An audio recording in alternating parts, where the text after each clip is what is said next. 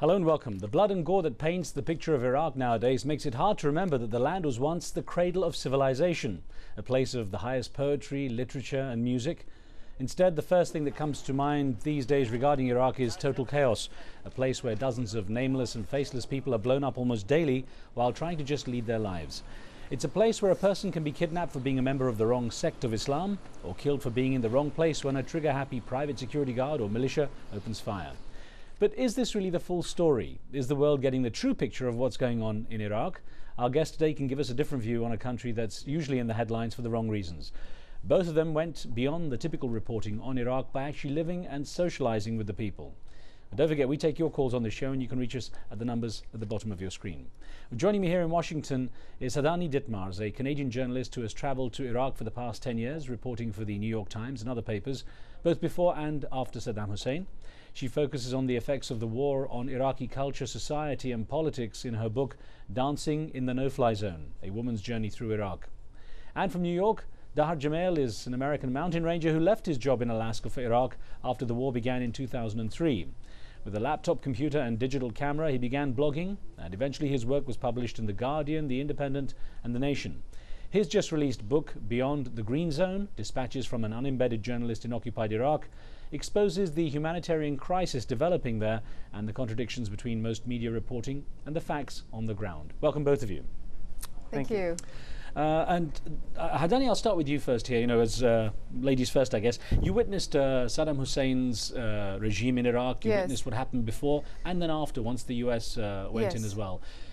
In your opinion, are Iraqis better off now?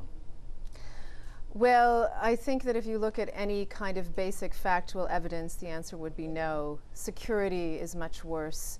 Child poverty, child malnutrition, healthcare. I mean, it's tragic to see what's happened. I didn't think, nor did any of my colleagues, that at the height of the sort of twin tyrannies of Saddam and sanctions, that things could actually get worse. But in fact, they have. I mean, in my book, I visit the Central Pediatric Hospital in Baghdad, which before had been used propagandistically by the regime in a sense, but in fact, there was real suffering because of the sanctions. After the invasion, 6 months after the invasion, the hospital had no operating budget. There were no cleaning supplies. There was no morphine. It was much worse than it had been under sanctions. And now, of course, with the assassination of intellectuals, of doctors, with death squads, militias going after these people, it's become an intolerable situation.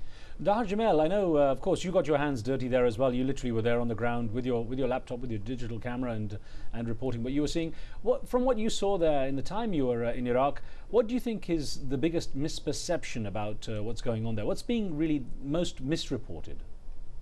Well, over here in the United States particularly, one of the most misreported stories is that the U.S. military actually has control of the situation, that early on in the occupation, I would argue even around roughly a year into it, they had essentially lost control of most areas of the country, and especially today it's particularly the case where outside of their own bases they basically don't have control of what's happening in most places around Iraq, where even the so-called green zone is mortared on almost a daily basis, and that's theoretically the most secure area of the country. That particular fact, along with the reality that, according to the Lancet report, of course, at least 655,000 Iraqis have been killed thus far in the occupation, and that statistic is rarely reported over here in the United States. Dahar, actually, I want to get a quote from your book, Beyond the Green Zone, where you talk about attacks against Iraqis. And here you say, the words I heard when one of these attacks, you heard from this from people in Baghdad, when these attacks slaughtering innocent Iraqis was carried out was, no Iraqi would do such a thing. Now, obviously, the sectarian violence that's being reported every day shows the situation's changed. I wonder, why were these people you met so convinced that Iraqis wouldn't attack Iraqis? The feeling on the ground, and why I included that quote in my book, was that there were many foreign fighters coming into Iraq already at that time when I wrote that, and essentially Iraqis did not believe that the suicide car bomb attacks and these type of horrific, catastrophic attacks causing such huge levels of violence simply wouldn't be done in Iraq. And I think that that sentiment was generated by the fact that under Saddam Hussein, of course, albeit a brutal dictator, there at least was semblance of security in Iraq as long as people towed the line. And with him removed and that security apparatus removed, of course, the violence coming in, I think, led people to believe that naturally it was people from outside of the country. Now, Hadani, in your book, Dancing in the No-Fly Zone, you talk about your first trip to Baghdad and the journalists you met when you were there. And it says, when I finally made it to Baghdad in 1997, I found another less penetrable border. The American journalists occupying several floors at the Al Rashid Hotel had erected huge psychological barriers. In what way? Well, I mean, there was a very sort of colonial relationship, I felt, between some of the Western reporters and their Iraqi subjects. And that may not have been entirely their doing. It was just sort of the circumstance they were in part of the time. But I mean, I was really making an effort as much as was possible under the old regime, because of course it was a Soviet-style system where you had minders, you know, essentially mukhabarat, secret policemen that you had to pay for the honor of being spied upon, and they kept big police files on us. Ironically, it was, you know, there were all these journalists that came across the border with all the mercenaries and everyone else after the invasion, and they didn't have that context, and they hired these people, you know, to be their translators and fixers. But, you know, I tried to sort of escape the minders by doing things like going to the theater, which was actually a very interesting realm, because you could push the envelope politically with layered language and double meanings in a way that the state-run press couldn't. I used to go and hang out with a war widow single mother beautician at the beauty parlor because there were no female minders. So I was able to sort of go inside into very kind of intimate situations, people's homes, markets, mosques, churches, talk to playwrights, talk to actors, visit the Sufi tariqa, etc. And these were things that a lot of my colleagues were just uninterested in. Right. We've got Anwar on the line from London with a question. Anwar, good to have you with us. What would you like to ask? Oh, hello, good evening, guys. I just like to ask, you know, when the America and so-called coalition went into Iraq, for a long, long time, we did not get the real ground news and the reality what was happening on the ground from any journalist. Because also later on, the journalist said that America had a sort of, you know, a curtain or a red tape on because the journalists were not able to. Right. I want to ask you this, is now that things have changed after Abu Ghraib and everything, are you still of the same opinion what is happening in Iraq? Let me ask Anwar, let me ask Dahar Jamel this, because of course, Dahar, you went in unembedded. You make a point of that with your book, and I wonder really, I mean, Anwar is asking about how things had changed after Abu Ghraib and so on, but really how different a picture it was that you saw compared with those who were embedded. Well, it was a starkly different picture. It's an important point because basically if you choose to embed with the U.S. military, then you're clearly going to be only showing that side of the story and reliant on what they allow you to see. And then, of course, if you report from the green zone, you're getting information straight from the military as compared to those of us who went out among the Iraqi people. Myself and the other author on the show right now, where we basically are showing how is the occupation affecting the Iraqi people, and what was the reaction across Baghdad, for example, when the Abu Ghraib scandal broke, or when both sieges of Fallujah took place, or other various huge events that occurred during the occupation. And it's a starkly different level of information that we're able to provide, that go out among the Iraqi people and go into their homes and talk to them and their family members and ask the mother, the father, the children, the grandparents, how do they feel about this? How do they feel about the direction that their country's going in now compared to even under Saddam Hussein under the sanctions? And it was, for example, the Abu Ghraib scandal, which sent massive shockwaves across Iraq that I think continue to reverberate to this day. And yet how that was reported in the mainstream media, particularly back here in the United States, that fact alone was rarely reported. You know, Dahar, I want to get a quote from your book and actually ask you about this. It's about anti-American feelings. And at one point you were saying several eyewitness reports from the refugees indicated that US soldiers in Fallujah were tying the dead bodies of resistance fighters to tanks and displaying their trophies. Refugees spoke of indiscriminate killings by US forces during the peak of fighting of the previous month in their largely annihilated city. Now, how were you able to sift the facts from the emotion in a place like Fallujah at that time? How could you make sure you're getting the most accurate portrayal of what was going on? Those types of stories, I wouldn't report on any of them, even of course attributing them to the people that I took the quotes from. I wouldn't report stories unless I'd heard it from several different people coming from several different parts of the city at different times. Things like the trophying of the bodies, which is a similar story to the trophying of prisoners in Abu Ghraib. Those were essentially trophy photos and have been commented on by other members of the U.S. military. This is not a new phenomenon. It's something that occurs in all wars. But particularly the level of atrocity in Fallujah, and while some of these stories seem hard to believe from people that haven't been in war zones before, I was careful to only report things that I'd heard that could be verified by other refugees. Of course, not relatives or friends, but people from all different parts of the city. We have on the line Van from Ethiopia. Nice to get a call from Ethiopia. Van, what would you like to ask?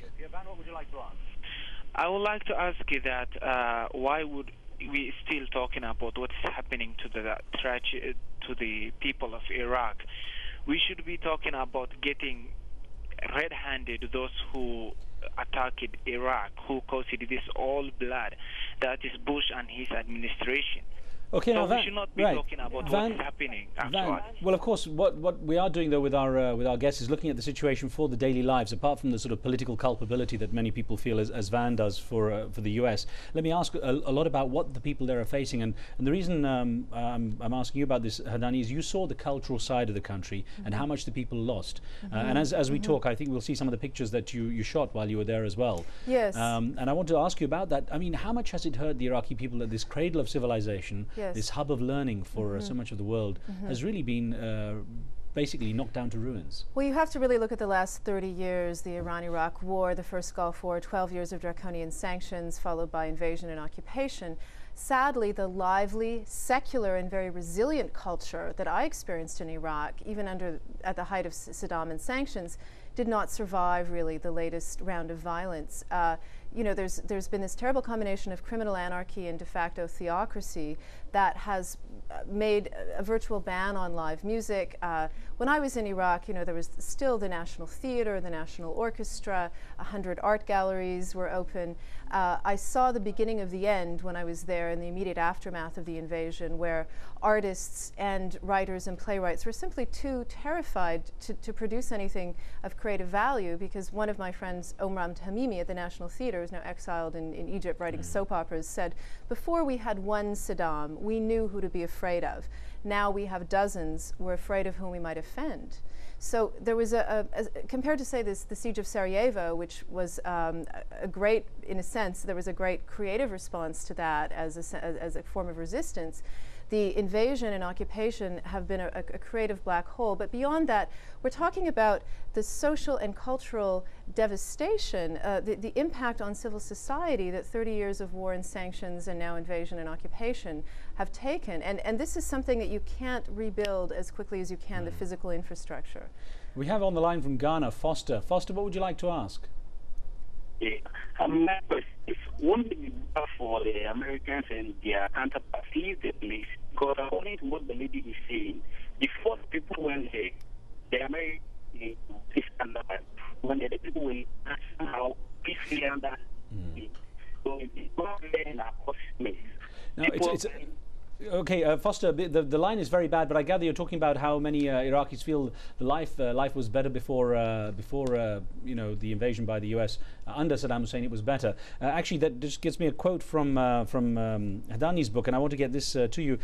When you talked about Americans here, you were saying, as your translator, Galen, was walking back to the hotel with you, you said, as we passed more American tanks, Galen confided, "You don't know how much I hate them. They promised us so much." Now, how much did you find that to be? How widespread was this view of failed promises? It was fairly widespread among the Iraqis that I met. There was, I think, some initial hope and a sense of betrayal.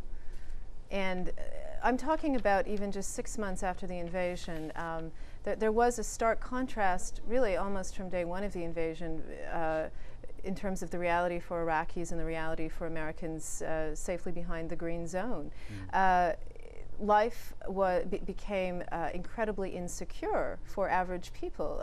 When you smash a state, there's consequences. When you disband an army and a police force, and the de-Baathification thing gone berserk that really crushed what remained of the civil society that had been not doing very well under sanctions. So Iraqis were feeling incredibly vulnerable, even 6 months after the invasion, when I first went there, post-invasion. So the sentiment that my young translator expressed was really widely shared by a large number of Iraqis, unfortunately. I have to ask, Dahar, you know, in your book, you talk about your past life, and we mentioned it briefly. And I want to quote a bit about your past life. We mentioned it when we introduced you. It said, "I had lived in Alaska working as a mountain guide and volunteering on rescue patrols on Denali while doing social work and freelance writing in the off-season. Paying attention to the politics and foreign policy of the US government was a new experience for me that had only begun shortly before the build-up to the invasion in Iraq." And I wonder how much of an education there has been from those mountain ranging days to where you are now. When you look back on it, how well prepared were you to sort of throw yourself into the deep end? Well, it definitely seems like a different life from where I'm standing today, that's for sure. But essentially, with the amount of reading I did in personal education in my before, during, and just after I made the decision to go to Iraq, I had learned enough of U.S. foreign policy, not just in Iraq, but around the entire region and around the entire world, along with some basic journalism that I'd done that I felt. Of course, I'd never been into a war zone before, but I had enough confidence in the subject matter I was going to cover and my ability to go in and basically just see what I could do, because the ironic thing, as it turned out, I didn't go to Iraq to work as a journalist. It's something that started to happen at the end of my first trip when I started reporting for the BBC and the New Standard website, and was able to then continue going back and start working as a journalist. So it wasn't my goal, but it was something that happened and transpired when I got there and actually saw what was happening, and then found some channels to start working and get information out. And then the demand, of course, started to grow rapidly once I started doing that work. Well, Dahar, putting you on the spot, and literally giving you a line, only 15 seconds to be able to answer. There was an email we got from Carlos Parra Bosenberg in Germany, and it's the same question that I'd asked Hadani at the beginning. Was Iraq better off before or after the war? Well, again, on all basic measurable levels, from infrastructure to oil output to basic security, it's very clear today that Iraq is far worse off, even compared to Saddam Hussein under the sanctions. Well, Dahar Jamil and Hadani Ditmars, I want to thank you both for talking with us and sharing your experiences. Thank you. Thank you. Thank you. Well, on the next show, we continue our discussion of Iraq, this time with a top insider, former interim Prime Minister Ayad Alawi. Don't forget, if you have any thoughts about pressing issues around the world, send your emails to riz@aljazeera.net. We'll see you next time. Street Talk is coming up next.